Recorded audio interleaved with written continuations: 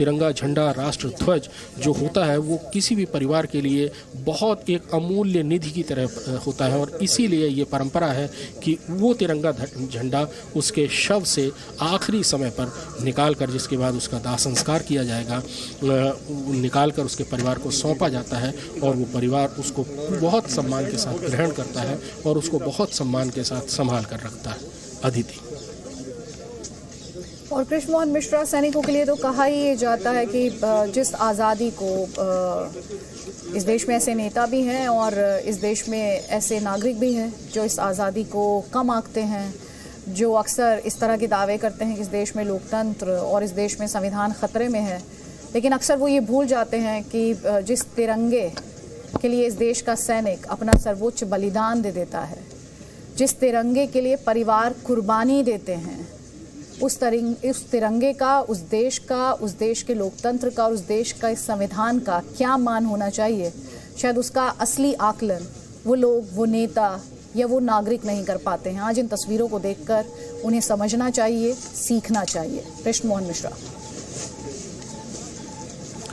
अदिति, बिल्कुल सही बात है। युद्ध की कीमत, तिरंगे झंडे की कीमत, इस देश के लोकतंत्र की कीमत, इस स्वतंत्रता की कीमत सैनिक और उसका परिवार बहुत अच्छे से जानता है, क्योंकि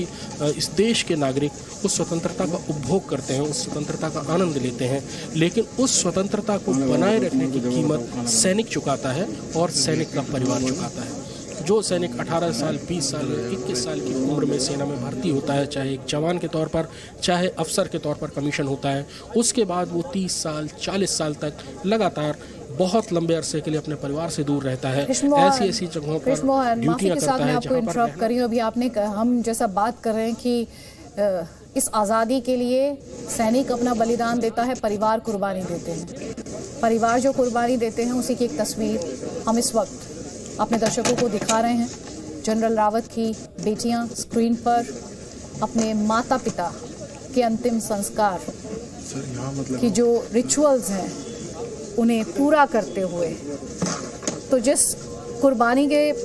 बारे में हम बात कर रहे हैं कृष्ण मोहन मिश्रा, उसकी मिसाल इस वक्त हमारे दर्शक स्क्रीन पर देख पा रहे हैं। अदिति, इस बरार स्क्वायर में न जाने कितनी बार ये ऐसे दृश्य मैंने अपनी आंखों से देखे हैं कि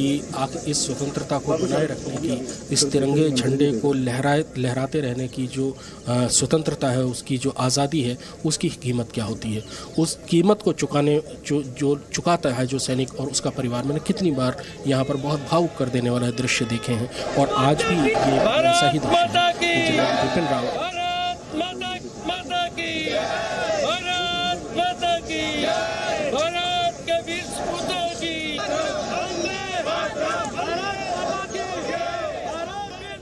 तो देखिए, वही ट्राई कलर आप अपने स्क्रीन पर इस वक्त देख रहे हैं, जिस ट्राई कलर के बारे में हम और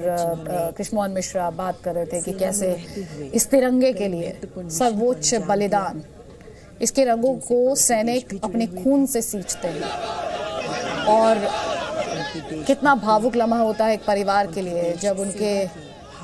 घर का शहीद मेंबर, उसके शरीर से लिपटा हुआ, उसके पार्थिव शरीर से लिपटा तिरंगा उस परिवार को दिया जाता है आखिरी याद के तौर पर। कृष्ण मोहन मिश्रा हमारे साथ हैं। कृष्ण मोहन, अंतिम संस्कार से जुड़े जो रिचुअल्स हैं, जनरल रावत की बेटियां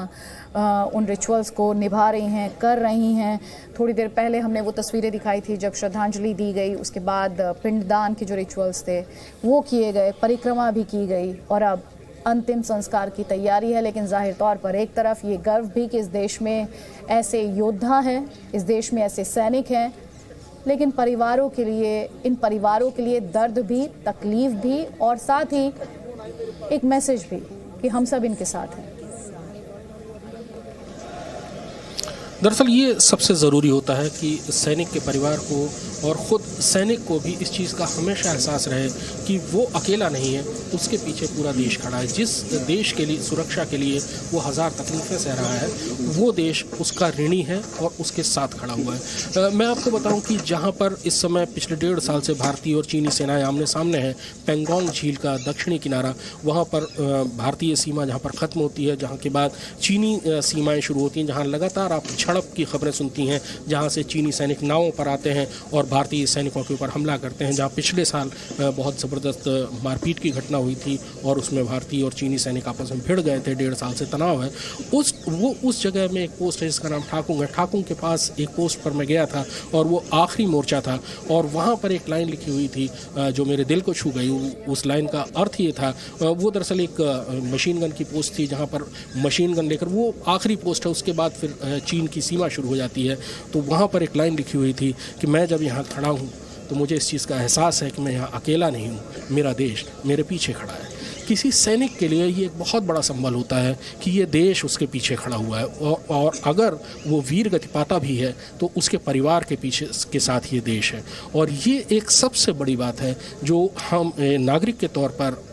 एक सैनिक को दी जा सकती है कि उसको कम से कम इस चीज़ का भरोसा दिलाया जाए कि उसका सम्मान किया जाएगा, उसका ध्यान रखा जाएगा और उसके न रहने के बाद उसके परिवार के साथ ये देश खड़ा रहेगा, उसकी हर तरह से मदद की जाएगी। ये एक बहुत बड़ी बात होती है जो किसी एक बहुत छोटी सी ये चीज़ है, लेकिन ये किसी सैनिक के लिए बहुत बड़ी चीज़ है कि कम से कम उसको इस चीज़ की उम्मीद रहे, इस चीज़ का भरोसा रहे कि उसके बाद ये देश। हम तस्वीरें दिखा रहे हैं जब जनरल रावत की बेटियों ने लाल रंग की साड़ी अपनी माताजी के पार्थिव शरीर पर रखी है, एक सुहागन के तौर पर, जैसा कि धर्म में मान्यता है, एक सुहागन के तौर पर दुनिया से हो गई हैं और उसी के एक प्रतीक के तौर पर ये लाल साड़ी अभी आपने देखा जनरल रावत की दोनों बेटियों ने अपनी मां के पार्थिव शरीर पर रखी हैं। हम आपको बार बार बता रहे हैं कि 4:45 बजे का वक्त है, 4:45 कहा जा रहा था कि मुखाग्नि दी जाएगी, उसमें थोड़ा सा विलम्ब होगा। आप देखिए चूड़ियाँ आप देख रहे हैं, श्रृंगार से जुड़ा जो सामान होता है, अब श्रृंगार से जुड़ा सामान भी बेटियों द्वारा अपनी मां के पार्थिव शरीर पर, मधुलिका रावत जी के शरीर पर, पार्थिव शरीर पर रखा गया है। पहले लाल रंग की साड़ी और फिर उसके बाद लाल रंग की चूड़ियाँ और श्रृंगार से जुड़ा सामान रखा गया जनरल रावत की बेटियों द्वारा अपनी माताजी के पार्थिव शरीर पर। आप जानते हैं general Rawat helicopter crash MI-17 V5 उनका निधन हुआ, तब उनकी पत्नी मधुलिका रावत भी इसी हेलीकॉप्टर पर उनके साथ थी। तो माता और पिता दोनों का साया जनरल रावत की बेटियों के सिर से उठा है। बहुत ही मुश्किल घड़ी ये पूरे परिवार के लिए और देश के लिए भी एक अपूर्णीय क्षति। और अब अंतिम संस्कार से जुड़े जो रिचुअल्स हैं वो किए जा रहे हैं।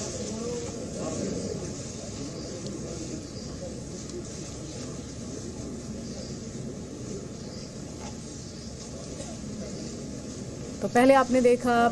जनरल रावत की बेटियों द्वारा अपनी माताजी के पार्थिव शरीर पर लाल साड़ी रखी गई।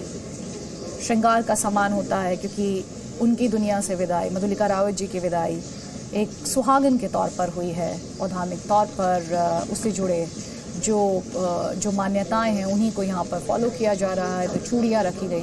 तो पहले मधुलिका रावत जी का जो पार्थिव शरीर है वो आपने देखा अर्थी पर लिटाया गया और फिर कृष्णमोहन मिश्रा हम तस्वीरें दिखा रहे हैं बेटियों ने किस तरह से लाल साड़ी पहले अपनी माँ के पार्थिव शरीर पर रखी और फिर उसके बाद जो श्रृंगार से जुड़ा सामान है वो भी रखा। पहले उनके पार्थिव शरीर को अर्थी पर लिटाया गया और उसके बाद जनरल रावत के पार्थिव शरीर को भी ठीक बगल में वहीं पर लिटाया गया है। कृष्णमोहन मिश्रा। अदिति, ये एक पारिवारिक संस्कार होता है, इसका सैनिक सम्मान से कोई लेना देना नहीं होता है, लेकिन सनातन धर्म में ये मान्यता होती है कि अगर पति और पत्नी का निधन एक साथ हुआ है तो उनके शवों को एक साथ ही रखकर उनका दाह संस्कार किया जाएगा। ये एक तरह से एक संकेत है, एक सिंबल है इस चीज़ का कि ये दोनों इस ज़मीन पर भी साथ रहे और अब परलोक में भी दोनों की यात्रा साथ साथ शुरू हो रही है। ये एक सनातन धर्म में इस चीज़ को लेकर बहुत ही भावुक कल्पनाएं की गई। अभी आप ही जिक्र कर रही थी कि श्रीमती मधुलिका रावत के शव पर उनकी बेटियों ने श्रृंगार से जुड़े हुए सामान रखे और लाल साड़ी रखी। सनातन धर्म में इन सारी चीज़ों को बहुत ही महत्वपूर्ण माना जाता है कि पति के साथ ही पत्नी का परलोक गमन हुआ है, और ये उसी से जुड़ा हुआ एक संकेत है कि दोनों का एक ही चिता में दोनों का एक साथ दाह संस्कार किया जा रहा है।